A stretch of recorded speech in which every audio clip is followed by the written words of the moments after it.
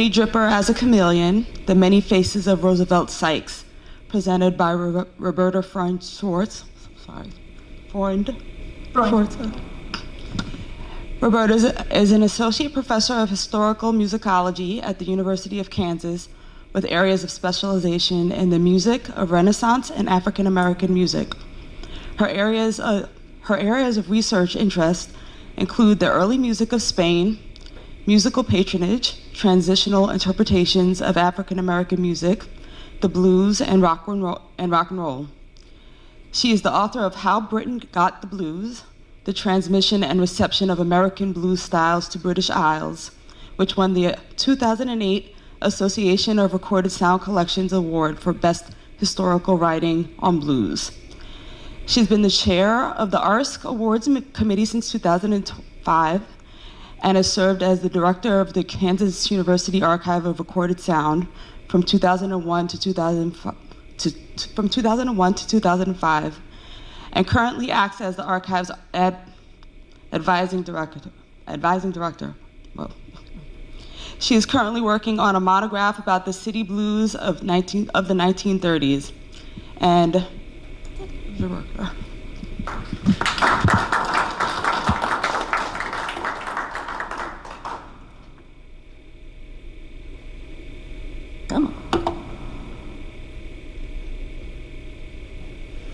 My name is Roosevelt Sykes. They all call me the HONEYDRIPPER.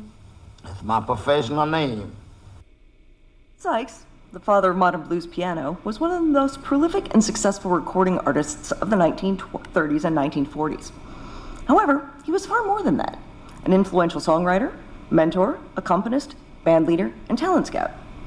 Mapping his full influence, though, requires some detective work, as Sykes was also a chameleon who recorded a dozen styles for under 10 different names for almost 40 record labels during his 54-year career. Sykes was born in Helena, Arkansas. His family moved to St. Louis when he was 3, but he spent summers in Helena with his grandfather. Young Sykes taught himself to play by fooling around on the church organ, but he was more attracted to the blues than hymnody. And he made frequent clandestine trips into West Helena to hear local pianists. By the time he was 14, he was playing at the Jazzland Club in St. Louis. Sykes moved back to Helena after 1919 and hooked up with an older pianist, Leothas Porkchops Green, and spent the next decade playing at local clubs and barrelhouses from Louisiana to Missouri. In the late 1920s, he settled in St. Louis, where he primarily made his living playing at rent parties, often teaming up with his brother Walter. In June 1929, Sykes walked into the Deluxe Record Shop in St. Louis, owned by Jesse Johnson, who'd gotten Lonnie Johnson and Victoria Spivey signed to OK. He asked if he could play a song on the piano, and once Jesse Johnson established that he had a few songs in his repertoire, asked him if he was interested in making a record. You come over here Monday morning early, and we're going to catch the 9 o'clock Pennsylvania, that American, out of here to New York. Boy, I would like to shout it. I said, what? New York? Man, I got the feeling good, you know. So that's how I got started, 1929. He said, you come over here Monday morning. Yep. Once with that anecdote's enough. The first number he recorded was 44 Blues, a piece he'd learned from Green that was a common barrelhouse workout among pianists in the South.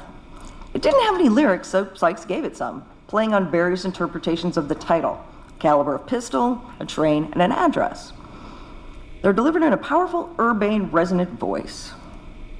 Thought I wore my 44 so long, loud and made my shoulder sore. Thought I wore my 44 so long, loud and made my shoulder sore.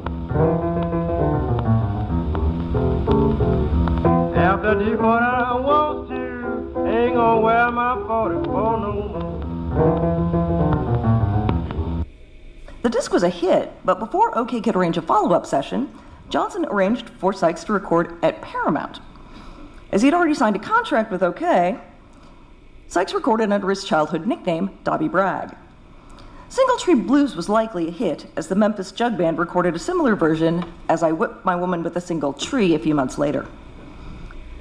The same day, Sykes backed two of Jesse Johnson's other artists, Teddy Darby and Edith North Johnson. They were his first as an accompanist for vocalists, a role he'd assume with regularity over the next decade, and particularly for artists from St. Louis.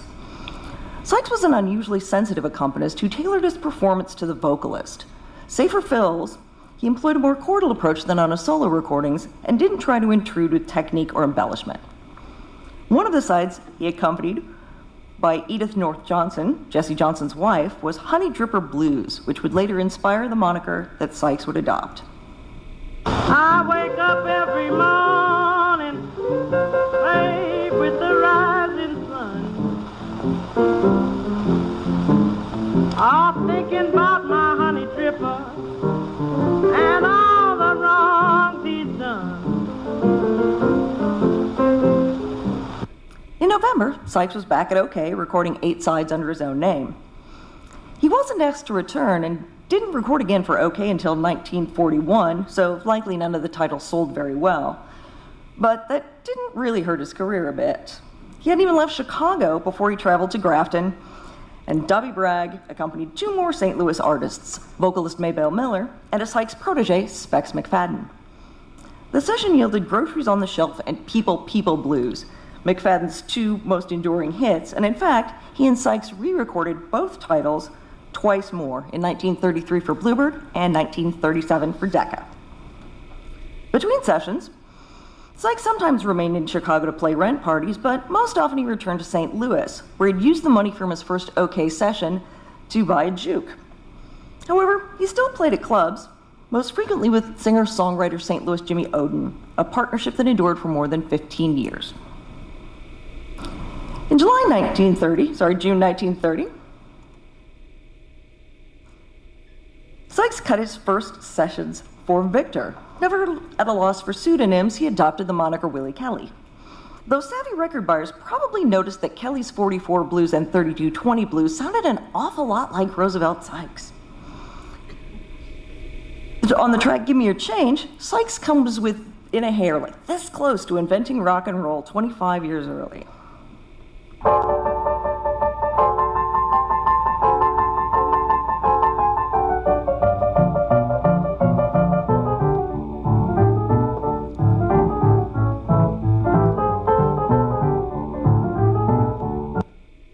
He also accompanied another of his St. Louis proteges, singer-pianist Walter Davis, on 4 sides.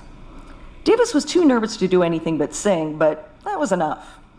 Both M&O Blues and My Baby's Gone were huge hits and launched Davis's successful career. Sykes accompanied on all of his records until 1934. The Davis sessions also likely marked Sykes' first foray as a talent scout. Initially, he found artists for Johnson, and later for J. Mayo Williams, Lester Melrose, and Jack Capp. Quote, "Those fellers figured I know pretty well about blues singers, and I know pretty good material when I heard it, so they asked me would I go out and find some new artists for them."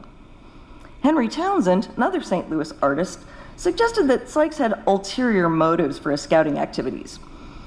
Quote, "If Roosevelt Sykes ever run across somebody he thought had a good enough voice and qualified, it would give him a chance to do another recording session. It was a personal interest thing. He'd get them over there, and he'd get a chance to make him some money." Sykes didn't actually appear to have any problem finding recording dates, though he did tend to accompany the talent that he referred, and did pocket the sideman fee. 2 months later, Dobby Bragg was back at Paramount. Most of the sides were hokum blues, save for what is apparently the first version of the standard Sail On, Little Girl, Sail On. Unfortunately, no copy of the disc has yet been located, so collectors, Paramount 13083, I have a mission for you. On November 3rd, 1930, Sykes recorded 4 sides in Chicago for ARC's Mellotone label, adopting yet another moniker, Easy Papa Johnson. A few weeks later, he recorded for Victor during their annual field trip to Memphis. Sykes admitted he wasn't much for staying in one place. Quote, "I'd leave St. Louis, from there go to Chicago. And I'd play different places in Chicago for a while, then I'd come back to St. Louis. Go to Memphis, play around there for a month or 2. Sykes has been described as the most extroverted and technically capable pianist who came out of St. Louis, and Kelly's Special demonstrates both of those qualities, as well as his sense of humor. Sometimes, this piano act country, keeps trying to play by itself. I can understand that.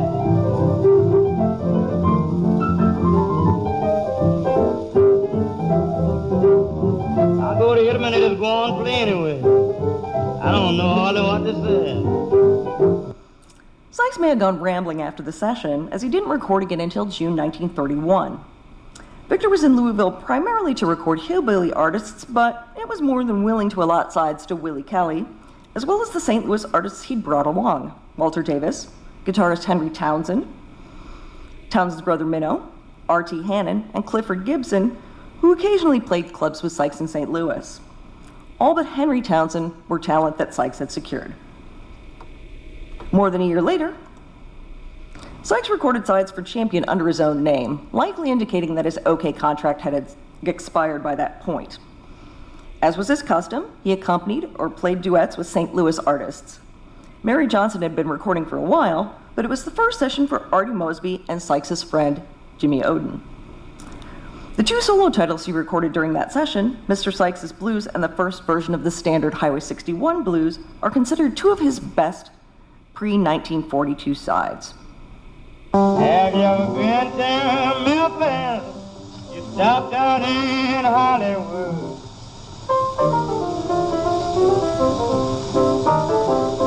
Have you ever been to Memphis? You stopped down in Hollywood.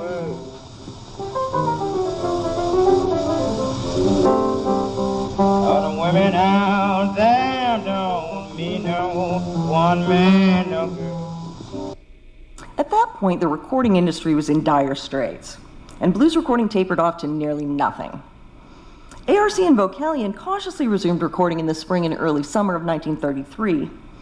Victor waited until August 2nd, but re-entered the market with a vengeance, with a 2-day, 35-side session in Chicago. However, all the artists were from St. Louis. The fact that Sykes, as Willie Kelly, played on 25 of the 35 sides, 23 as an accompanist, suggests that he was the A&R point man for the session, as well as Bluebird's other marathon session that year, December 9th through 11th. And in that case, again, most of the artists were from St. Louis, and Sykes accompanied on 27 sides and recorded 4 solo sides. So, Bluebird, right? Oh no. Instead, Sykes decided to sign with Decca and recorded tracks at their debut session in Chicago in August 1934. Incredibly, he remained more or less an exclusive artist for Decca until April 1941, though a side on Decca's Champion subsidiary was released under the name St. Louis Johnny for reasons unknown. DBA Blues from his first session was popular enough to elicit a DBA Blues number 2 at his next session, but it was overshadowed by Dirty Mother For You, which shared little with Memphis Minnie's title of the same name, except for the central conceit and its title. Mama, I got a hot dog and it ain't cold. It's just right to fit your role as a fitting mother for you, don't you know? I'm a ornery mother for you, don't you know? I'm a dirty mother for you, I wouldn't tell you no lie. At the same session, he recorded his song Driving Wheel, which again became a standard. Baby don't have to work. She don't have to ride and steer. I give everything she needs. I am her driving wheel.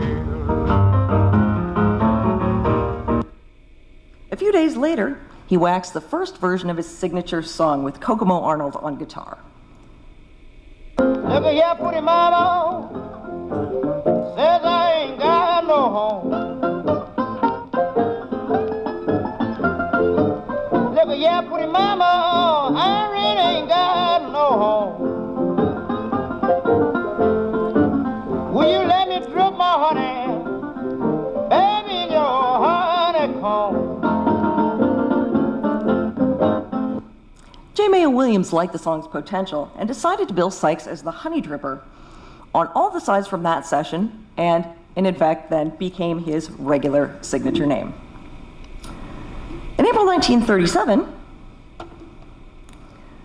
Sykes debuted Nighttime is the Right Time. St. Louis Jimmy Oden wrote the words, and Sykes, in his own words, quote, tried to fit a tune of Leroy Carr's to it, unquote. The song was a big hit, He claimed it was #1 across the nation, and while there aren't any charts to actually prove that, it's probably true, as it's been recorded many times since. There's one thing, babe, that I really want you to do. Just love me in a way, mama, and make me think that it's true. Because nighttime is the right time to be with the one you love, with the one you love. Sykes and Oden also collaborated on Going Down Slow, though in that case, Oden sang and Sykes accompanied.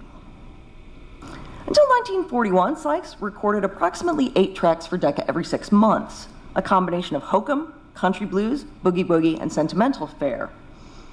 He also continues his activities as a talent scout. A squib in the Chicago Defender in late October and early November 1938 states that Sykes was going to St. Louis to look for new artists for Decca. As he always had when not recording or scouting, Sykes played at rent parties, clubs, theaters, and on a few occasions, intermission sits for Betty Goodman, while the jazz man was in Chicago. After 7 years with Decca, Sykes signed with Columbia OK in April 1941, though in very typical Sykes fashion, he had actually been working for Lester Melrose and accompanying artists for Bluebird since 1939. After a successful first session, which produced the hits Let the Black Have Its Way and Skin and Bone Blues, the label released only 2 of the 16 sides he recorded in 1941 and 1942. This was very much the company's loss, as Sykes' public reputation was on the rise. In December 1941, a Chicago branch of the Cotton Club opened. The headliner for opening night was the Roosevelt Sykes Trio with Memphis Minnie on guitar. This was likely a one-off, but Sykes had bigger plans in the works. He and Jimmy Oden assembled a 12-piece band and signed a 4-year contract with the Ferguson Brothers Agency. The new outfit mostly played one-nighters throughout the South and Midwest, occasionally opening for better-known bands like Charlie Barnett and Chick Webb. Sykes recalled, quote, "I was on the road with my big band from about 1942 to 1954-55. I always had my own band because I couldn't play with nobody else's band because I'm original, see? But once I got out there, I played something of everything. I played a little jazz, learned to play Stardust, anything." After the recording strike ended in 1944, Sykes signed with RCA Victor's Bluebird imprint. On his first session in December, he recorded I Wonder, a hit by Cecil Gant earlier that year. Sykes again claimed it was #1, and in fact, this was true. It hit the #1 on the Billboard charts in February and stayed there for 7 weeks. Let's play a little bit. I wonder, my little darling, where can you be again tonight?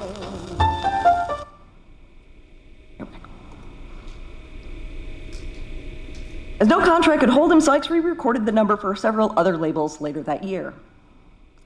In September, Joe Liggett topped the race charts with a riff on Sykes' The Honeydripper. Sykes was not about to be outdone with his own nickname and signature song, so he recorded a cover version and made it clear who the original Honeydripper was around here. Well, you're speaking of the Honeydripper. I'm the original Honeydripper. I know you see that name on many records. Well, I'm the same old Honeydripper. The song actually reached #3 on the race charts on November 24th, ironically to be supplanted the next week by Jimmy Lunciford's version of the same song. Sykes recorded for Victor through 1949, though unsurprisingly that did not stop him from resuming his pseudonymous ways. In 1946, Specialty Records issued 3 discs by the blues man and his blues band, Sykes and the Honeydrippers, all recorded in a single session in Chicago, apparently without anyone at Victor being the wiser. The company also didn't notice a pair of bullet recordings, one by the non-existent Joe Boogie Evans and another by St. Louis Jimmy that in fact was Roosevelt Sykes.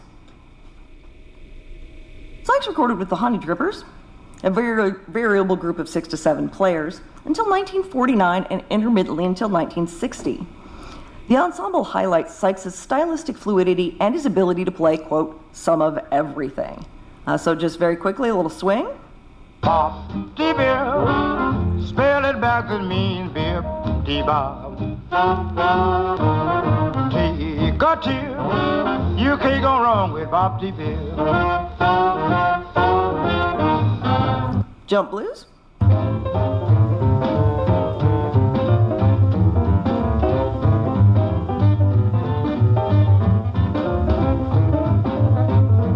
Wake up in the morning with a bright big smile. Grab the phone, call my honey child. She's date babe. Mine, oh mine, oh mine.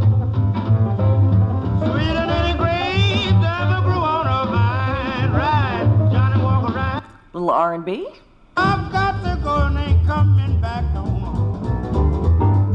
I've got to go and ain't coming back no more. I'm gonna walk this river like I never walked before.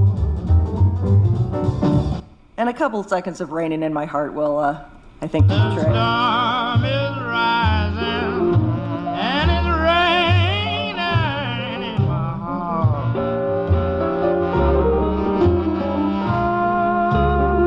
We'll move on for time. In 1950, after his Victor contract ended, Sykes began recording for a series of small independent labels, sometimes with the Honeydrippers, but more frequently with a smaller ensemble of bass guitar and drums. Though he isn't known for his association with the style, he actually recorded some quite fine Chicago blues sides. Chicken Little told hen pen, old Foxy Loxy ain't our friend. Old Foxy Loxy, being a sly old guy, told them to jive about the falling sky. They started rolling, they started fighting. They rolled all night long, wrestling on the rolling pin. Sykes even recorded a bit of rock and roll. Just made the cruiser if I heard a lot of talk on satellite missiles and Eisenhower's fall. But now you better listen to what I got to say. The thing I'm gonna tell you, man, may make you acting gray. I got a satellite baby with a red hot style that's new. Yeah, I got a satellite baby that can rock you the whole night. She can make more speed than Sputnik number 2. In March 1960, Bluesville released the album The Return of Roosevelt Sykes. Sykes hadn't actually gone anywhere, mind you, but it had been a few years since his last recording session. He'd been playing pretty regularly in clubs in Chicago, New Orleans, and St. Louis, mostly for white audiences. The album, which landed just as the blues revival was hitting its stride, let aficionados know that Sykes was still around and open for business. In 1961, he recorded albums for Bluesville and Folkways, and soon was booked for a series of club dates in London. He returned to Europe with the American Folk Blues Festival in 1965, 1966, and 1972, which introduced him to a wider European audience. Starting in the late 1960s, he became a feature at blues festivals, colleges, and concerts throughout America, Europe, and Asia, and particularly in New Orleans, where Sykes finally, at long last, settled down. He played concerts and festivals until just 3 years before his death in 1983. I'd like to conclude with a clip of The Honeydripper from one of these later years, which demonstrates that Sykes had lost none of his technical ability or ebullient love of performing.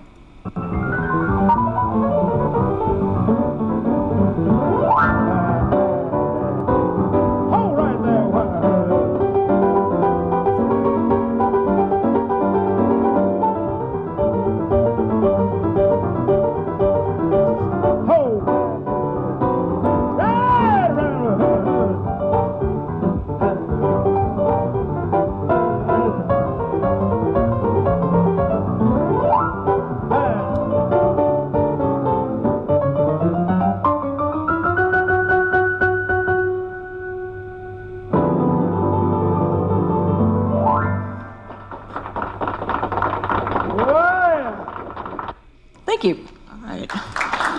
Does anyone have any questions for Roberta?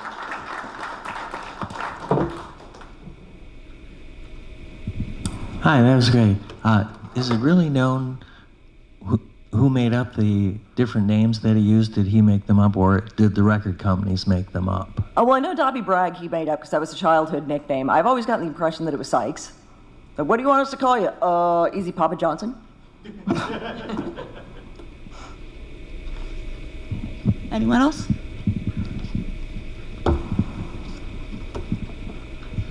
How were you able to track his pseudonymous recording career? I mean, what clues did he leave to let you know that he was who you thought he was? I will have to admit, other people found those clues long before me. So I'm going to say Dixon and Rye, who are the great blues discographers. But I'm sure also if you look at the contracts, you know, who's getting the royalties, yeah, he would have made sure that was his own name. We have time for one more question. Does anyone? One.